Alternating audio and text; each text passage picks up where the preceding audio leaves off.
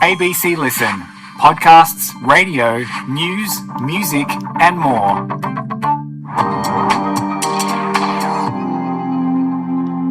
It just struck me the other day. I was thinking about sort of, the hustle and the bustle of this time of year, Christmas, New Year's, everything in between, heading here and there. You might be on summer holidays. You might be trying to see family. You might still be working. There's a lot happening. And I'm a bit worried that a fairly significant date on our country's calendar is going under the radar a little bit. This New Year's Day, amongst, sore heads from the night before and resolutions for the years to come, depending on whatever you get up to, Australia is celebrating a remarkable heritage birthday. The 1st of January 2026, 125 years of Australia becoming a Commonwealth. The date when 6 British colonies united and became one nation. It is a pivotal moment in our history, one that we maybe aren't recognising as well as we could. And to tell us a bit more about it, as always, very keen to chat to Michael Adams, creator and host of the Forgotten Australia podcast. Michael, welcome back to Nightlife. Nick, Happy New Year. Happy New Year soon. I'm really excited. Almost. We're almost there. 125th birthday of Federated Australia, the last day of colonial Australia. Can you take us back to 1901, to the 1st of January? I can do my best. I mean, it's a New Year's Eve and a New Year's Day, I guess, unlike any before or since in the nation. So you've got New Year's Eve, you've got New Year's Day, you've got a new century dawning and a new nation being born as an old colonial collection is bidden a farewell. So an incredible sort of confluence of dates and times.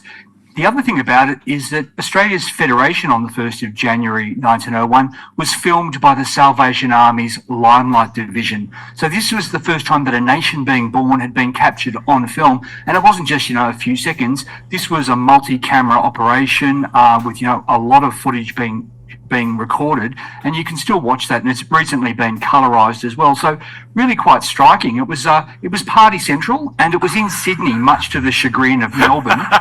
They weren't happy that the Harbour City had gotten the honours. So Sydney had been swamped with visitors from all of the colonies and also from Great Britain and elsewhere.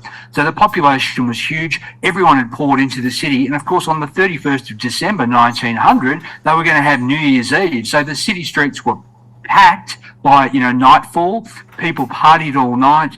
There was what was described as a vocal jamboree, lots of noise, driving out the old year, welcoming in the new. It was so busy that publicans were saying, gentlemen, no time for mixed drinks. You just took what you got and you sculled it. So there would have been a lot of very sort of sore heads the next day. But of course, New Year's Day was an even bigger event. This was the inauguration of Federation.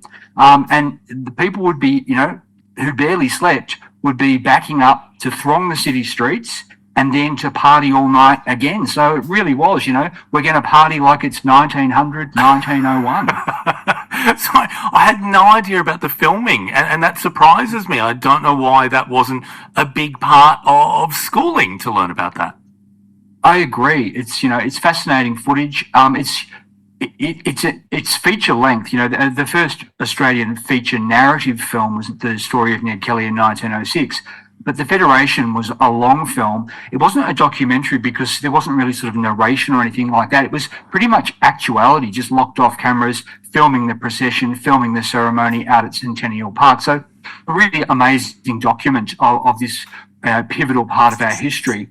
Which was, Australia being born, but of course we were still very, very British. Very British. I was just going to say, nice to know that even back then Australia was obsessed with reality TV. That's right. Very British. It was the Scottish-born Earl of Hopetown who was our first Governor-General. That's right. I mean, he was a British aristocrat born in Scotland. He'd been the governor of Victoria from 1889 to 1895, I think it was. Gone back to England, not taken a particular interest in the Australian colonies, and then sort of been jobbed in to be GG. And his first job as GG would be to select the cabinet. For the interim Australian government before the first federal elections were held in March. So he had one job and he blew it. I mean, he came out here. He got here on the 15th of December.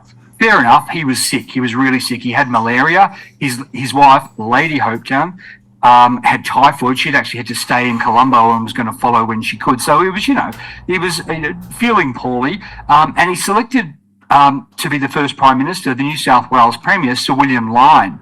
Now, he just was following protocol. New South Wales was, the biggest and most senior colony, so he'd choose New South Wales as leader. They'd done this in Canada. It had all worked out fine, except this time everyone went, hey, hang on, William Lyne, he was anti-federation. We all want Edmund Barton. So this was called the Hopetown blunder. It was a great start.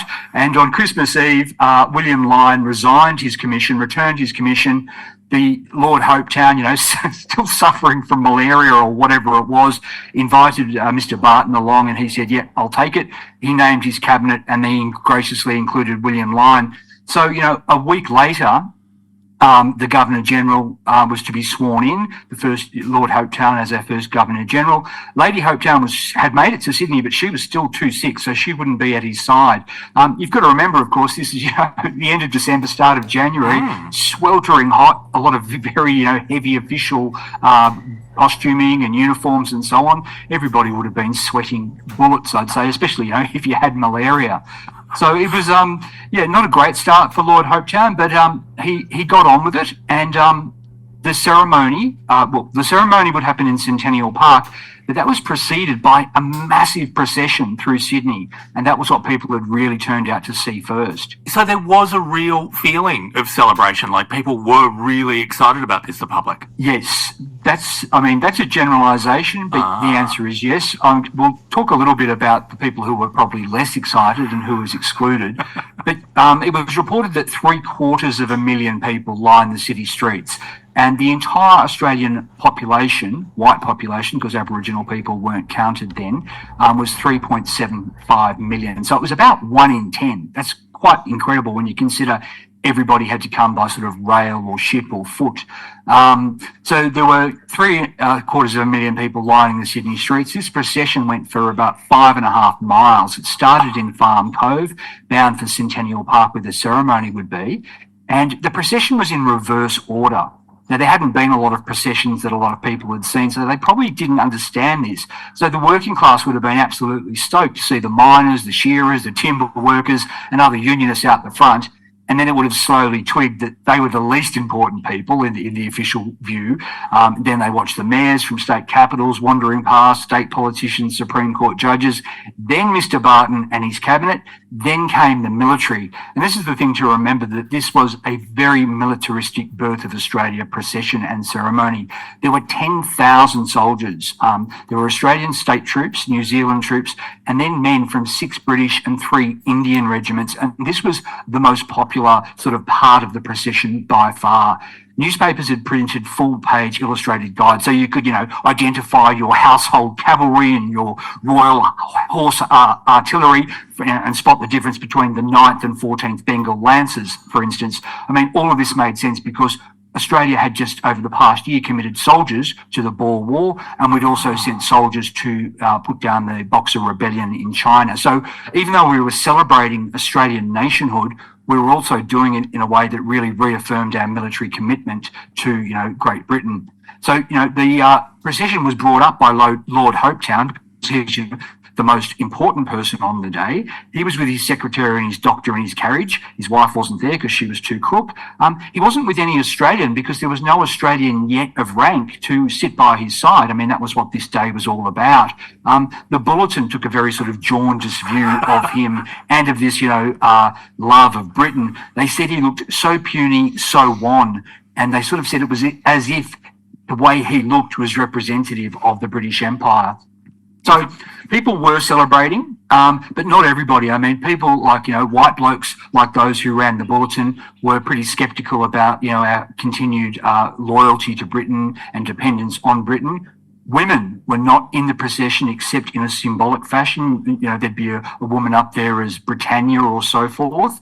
And of course, Indigenous Australians were not represented. So whether you sort of, celebrated, commiserated, or thought, it was a good start, but there was a lot still to do, really depended on who you were and where you were from. So, there'd been referenda in all of the colonies about federation, And, they'd won a majority for in each of the colonies, but there were still sizable numbers of people who were against. So I think it probably would have been a bit of a mixed view, although I'm saying if you were going to line the streets of Sydney in the heat, you probably were cheering it on.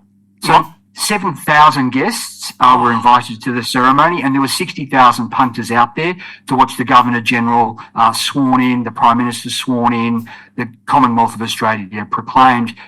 And, again, it was all very British. There was no Australian flag yet. The Union Jack was flown. They did sing Advance Australia Fair, but it wasn't the anthem. It wouldn't be until 1984. So it was all God Save the Queen. And with the ceremony done, then the party, bigger and better than the night before, could get underway in Sydney. And people really partied very, very hard.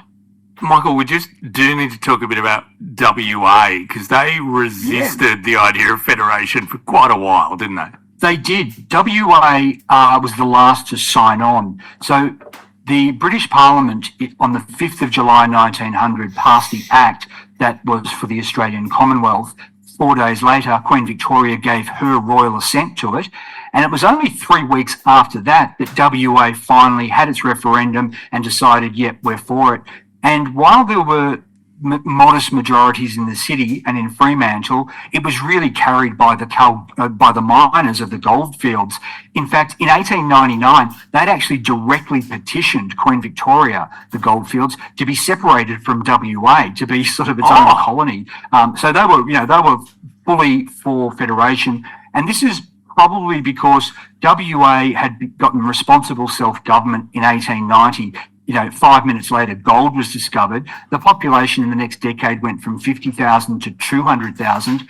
And many of those people who came to WA went to the goldfields or went to sort of Perth and Fremantle and other cities, but they were from the eastern colonies. So the original WA inhabitants, the sand gropers, kind of viewed them with suspicion. And I think they kind of also thought that federation meant they'd be dictated to by the eastern states when, they probably felt in their hearts, these more conservative types, that their loyalty belonged to Britain.